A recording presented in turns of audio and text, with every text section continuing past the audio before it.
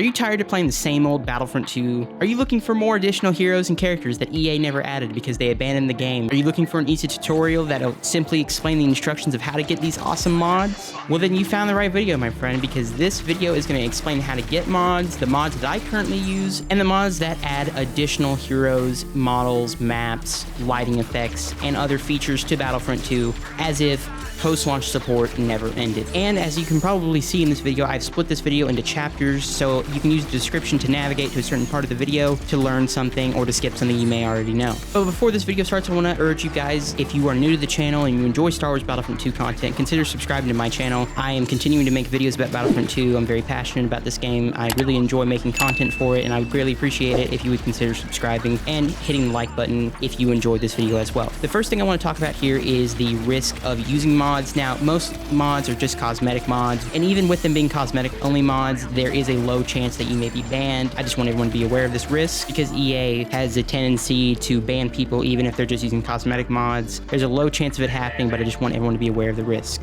So the first thing I want to talk about is an overview of what mods are and the types of mods that you can use in Battlefront 2. Now, generally speaking, there are two types of mods. There are mods that are multiplayer safe and mods that can be used offline only. This is very critical, and I want to urge everyone that before you download a mod, please read the description of it to make sure that it can be used online or it's offline only. Another really good tip for everyone installing mods is to be aware of how many mods you have and to be aware of any conflicts. Now, certain mods can't run with other mods. There may be information in the description of mods that tell you this, but you may have to add mods one at a time if your game fails to start, because there may be a conflict between two mods and you kind of just have to sort it out by manually going through each mod, activating it one at a time. In addition, if you have too many mods, your game may crash during gameplay, or it may be more prone to crashing, so keep that in mind.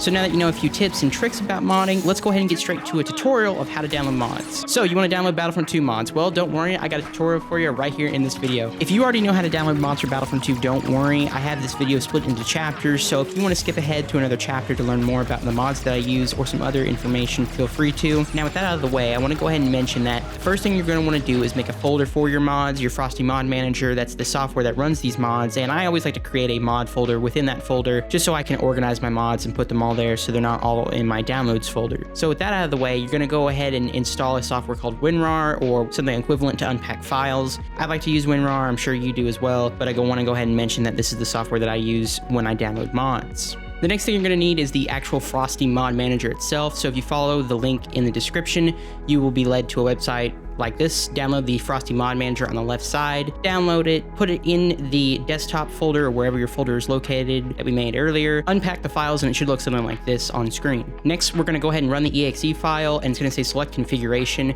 You're going to want to go ahead and find your Star Wars Battlefront 2 exe. Mine was in the program files 86 under Origin Games, and once you select that, you should have a screen like this. It should say Star Wars Battlefront 2 at the very top of the FROSTY mod manager, and at this point, we are ready to go ahead and install mods.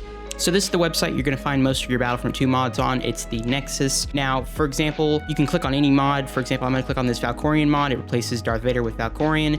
And a key thing here is to read the description. Make sure it's multiplayer safe and check for any issues the mod may have. Check and make sure that you're running the correct version of the FROSTY mod manager. If everything is good, then go ahead and locate the file. Select slow download or whatever download speed and go ahead and install that onto your computer.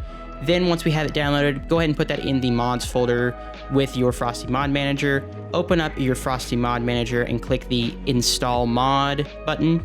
Once you have that done, go ahead and navigate back to that mods folder and you should see your mod that you downloaded. There's Valkorion. Go ahead and double click that. And once it's in here, the mod has been added to FROSTY mod manager. Now you need to click this apply mod button to actually apply the mod to your Battlefront 2 files so that when you start the game, it changes it so that you can add this character model or whatever you're modding. And once we load up the game, we can see here that we have Valkorion looking great, and that's how you install a Battlefront 2 mod.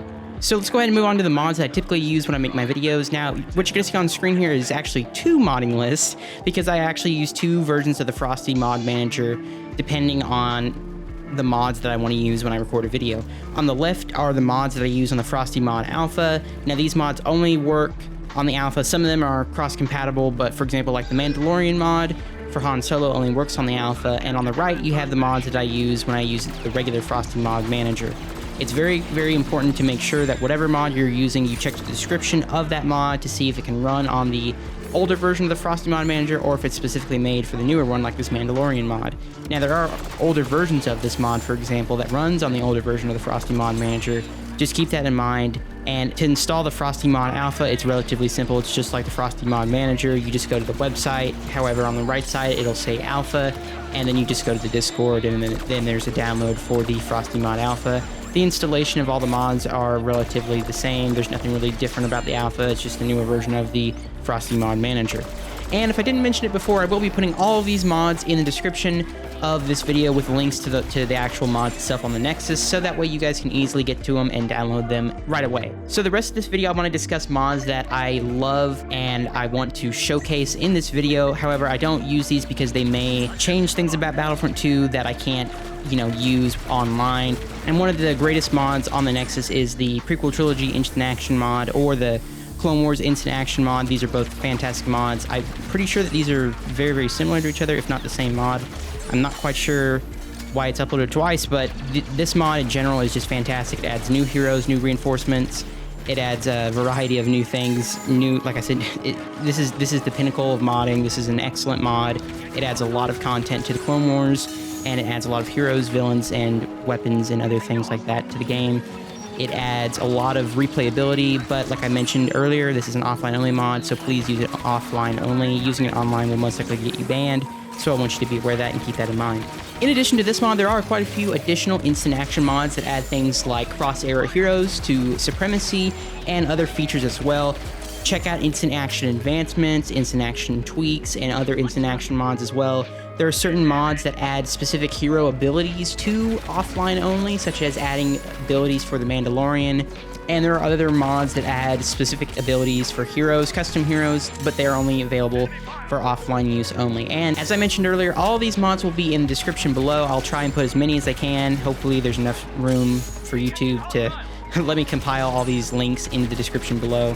But that is a little bit of a taste of the mods that you can use to basically continue support, that you can basically use to add things to the game that EA should have. The modders are out here doing what EA should have been doing, and I really applaud them for their effort and their continual support of this game via the mods, really. So that is going to be the conclusion of this epic, large modding video. I really hope you guys enjoy this. I know I've had a lot of questions over the past about, hey, Sentry, what mods do you use? What kind of mods do you use? Let me know what this mod is. And finally, I have gotten around to making this video. I apologize for this taking so long. I've been wanting to make this video for a long time, but it is a big video, and there's a lot of things to put in here. I want to make sure that you guys get all the information on the mods, as well as my recommendations for certain mods that you should use as well. So like I mentioned, check out the description for my mods, as well as additional mods that I recommend you use for offline only, for example. And I really hope you guys enjoyed this video. At the time of this recording, we're about 100 subscribers away from 18,000. I'm very humbled and blessed that I get to do what I do, and you guys enjoy my content.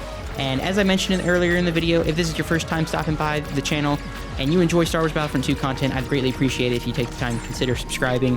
I really enjoy posting about this game. I'm very passionate about it, and I really hope you enjoyed this video.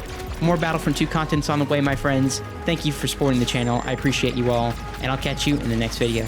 Bye, guys. Do it. Do it. Do it. I am the Senate. Do it.